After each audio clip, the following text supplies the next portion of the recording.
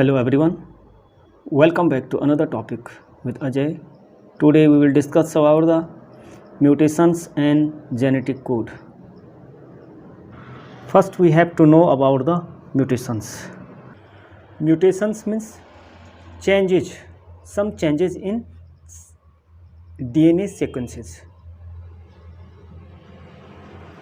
Or we can say mutation is a phenomenon which result in alterations of DNA sequences and consequently result in change in the genotype and phenotype of an organism. यानी हम कह सकते हैं कि mutation के द्वारा जो DNA के सीक्वेंसेस में जो चेंज आता है उसके कॉन्सिक्वेंटली जो ऑर्गेनिज्म है उसके जीनोटाइप और फिनोटाइप में चेंजेज आता है। यानी हम कह रहे हैं जीन के जो ऑर्गेनिज्म है उसके डीएनए सीक्वेंसेस में चेंज आने के कारण उसके जो अपीयरेंस होगा या हम कह सकते हैं उसका जो हम कह रहे हैं फिनोटाइप होगा या ऑर्गेनिज्म में वो लक्षण दिखेगा, तो उसी को हम म्यूटेशंस कहते हैं। तो जो म्यूटेशंस होता है ये सडन ही हो सकता है। सडन होता है तो ये कहने का अर्थ है ये स्टेबल होना चाहिए, तभी हम इसको म्यूटेशंस कहेंगे। तो ये रिकॉम्बिनेशंस के द्वारा हो सकता है।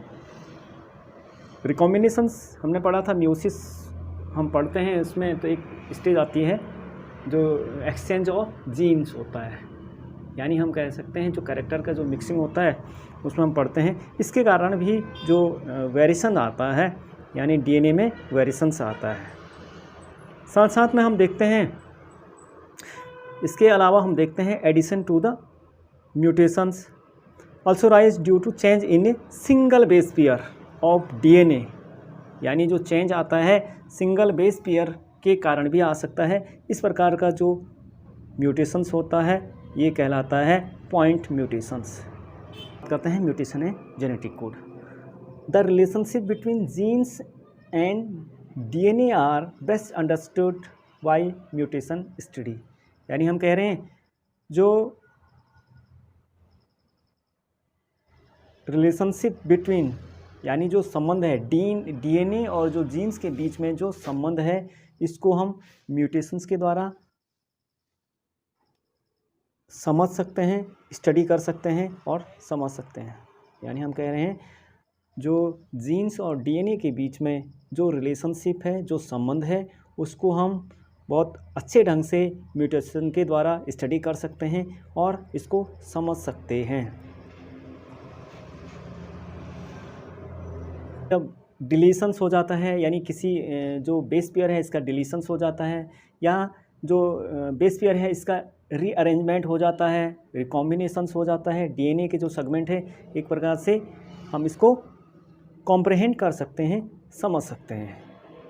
तो इससे क्या होता है, it may result in loss और gain of genes and so a function. तो इस प्रकार से हम देखते हैं कि ये क्या हो सकता है, it may result in loss और gain of a gene and so a function. यानी उसके कार्य में भी क्या हो सकता है। तो हम यहाँ पे देख रहे हैं जो हीमोग्लोबिन की जो बीटा ग्लोबिन चेन है तो हम इसमें देखते हैं कि जो डीएनए की जो सेगमेंट है ये डीएनए की स्ट्रैंड है, डबल स्ट्रैंड डीएनए है, जीएजी और सीटीसी। तो ये जो एमआरएनए बनाता है इससे बनता है जीएजी। तो इस प्रकार से जो पेप्टाइड या हम कह सकते हैं पेप्टाइड पॉलीपेप्टाइड की जो चेन आती है तो इस प्रकार से सीरीज़ में ये क्या होता है 6 नंबर आप देख रहे हैं ग्लूटामिक एसिड बनता है। यानी HBA जब ये क्या होता है नॉर्मल कंडीशंस इसमें होती है। यदि सिकल सेल एनीमिया की हम बात कर रहे हैं तो ये जो होता है जीन इसके लिए होता है HBS, इसके लिए रिस्पॉन्सिबल होता है HBS जीन इसके लिए। तो यहाँ पे क्या होता है GTG है और CAC ये क्या है डीएनए के 2 स्ट्रैंड है। तो अब एक स्ट्रैंड से एमआरएनए बनता है यहाँ पे, तो ये क्या होता है CAC से क्या हो रहा है एमआरएनए का फॉर्मेशन हो रहा है और ये बन रहा है GUG का फॉर्मेशन हो रहा है। और GUG हमें पता है कि ये क्या करता है वैलिन को कोड करता है।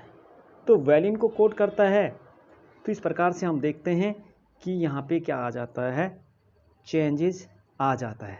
जो जिसको कोड करना चाहिए था इसको ग्लूटामिक एसिड्स, और यहाँ पे इसने कोड क्या कर दिया है, वैलिन को कोड कर दिया है। इस प्रकार से हम देखते हैं कि इससे क्या आ जाता है, चेंज आ जाता है, यानी प्रोटीन में भी चेंज आ जाता है।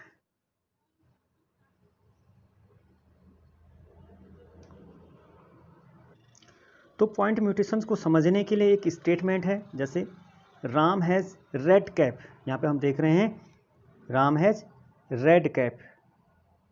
तो इसमें देखते हैं कि यदि if we insert a letter B, यदि हम हैज़ एंड रेड के बीच में बी को इंसर्ट कर देते हैं, यहाँ पर देख रहे हैं हम बी को इंसर्ट कर देते हैं, तो ये क्या हो जाता है, एक प्रकार से Ram has BRE Ram has BREDCAP, इस प्रकार से ये डिप्लॉयड है, आगे रहेगा। राम हैज़ इस प्रकार से BI यदि इंसर्ट होता है यहाँ पे आ जाता है तो हो जाता है राम हैज़ BIREDCAP। और यदि पूरा ही एक ट्रिप्लॉइड कोड यहाँ पे इंसर्ट होता है तो ये क्या करता है, Ram has big red cap. तो एक ट्रिप्लॉइड यहाँ पे जो बिग आ गया तो ये किसी दूसरे अमीनो एसिड को कोड करेगा। तो इस प्रकार से इसमें क्या आ जाता है, इंसर्शन फ्रेम शिफ्ट हो रहा है। यानी पहले उसमें हमने देखा कि राम हैज़ रेड कैप में, तो यदि सिंगल वर्ड इस सिंगल लेटर इसमें आया तो हम देख रहे थे राम हैज़ BREDCAP। यदि डबल लेटर आए, इसमें 2 लेटर आए, तो राम हैज़ BIREDCAP। यदि यहाँ पे 3 लेटर इंसर्ट हो गए तो क्या हो जाता है, Ram has big red cap. तो इस प्रकार की क्या हो जाता है, इंसर्ट होता है। तो ये क्या हो जाएगा, स्टेटमेंट भी क्या हो जाएगा, चेंज हो जाएगा। तो इसी प्रकार से हम देखते हैं यदि डिलीट होता है, हम देख रहे हैं राम हैज़ EDCAP। तो दूसरा में हम देख रहे हैं राम हैज़ DCAF, यानी यहाँ पे क्या हो गया, ई शिफ्ट हो गया है, ई डिलीट हो गया है। अब देखते हैं राम हैज़ कैप, यानी जहाँ पे क्या था, ये क्या हो गया है, डी यहाँ से शिफ्ट हो गया है, डिलीट हो गया है, तो ये क्या हो जाता है, राम हैज़ कैप। तो इसका जो स्टेटमेंट है ये भी क्या हो जाता है, चेंज हो जाता है। तो सिंपली हम इसको समझ के, इसको देख के, इसका कंक्लूजन निकाल के हम देखते हैं, या हमने जो अभी पढ़ा है कि सिकल सेल एनीमिया में किस प्रकार से जो बेस पेयर है या अमीनो एसिड में किस प्रकार से चेंज हो रहा है, इसको देख के हमें लगा कि इंसर्शंस और deletions of 1 or 2 base changes the reading frame from the point of insertion और डिलीशंस।